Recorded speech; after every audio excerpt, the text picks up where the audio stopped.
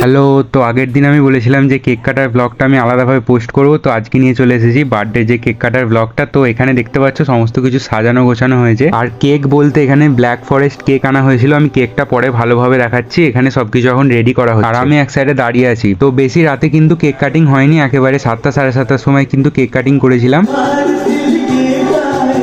তো এই হচ্ছে কেকটা, আমি একটু সামনে থেকে দেখিয়ে দিচ্ছি। চেরি আছে উপরে, ব্ল্যাক ফরেস্টের যে ফ্লেভারটা কেকের, সেই ক্রিমের ফ্লেভারটা আমার বেশি ভালো লাগে, তাই জন্য আমি এটাকে বেশি প্রেফার করি। আর এখানে স্প্রেও ছিল দেখতে পাচ্ছ, একটা ক্যান্ডেলও ছিল। চলো কেকটা সাজানো হয়ে গেলে কিছু ফটো শ্যুট করে নেবো বা ফটো তুলে নেবো, তারপরে কেকটা কাটবো। তো ফটো তোলা হয়ে যাওয়ার পর আমি বসে পড়েছি একদম কেক কাটিং করতে। তো এখানে ফার্স্টে মোমবাতিটাকে জ্বেলে নেওয়া হচ্ছে, তো এখন বসে পড়েছি কেক কাটতে।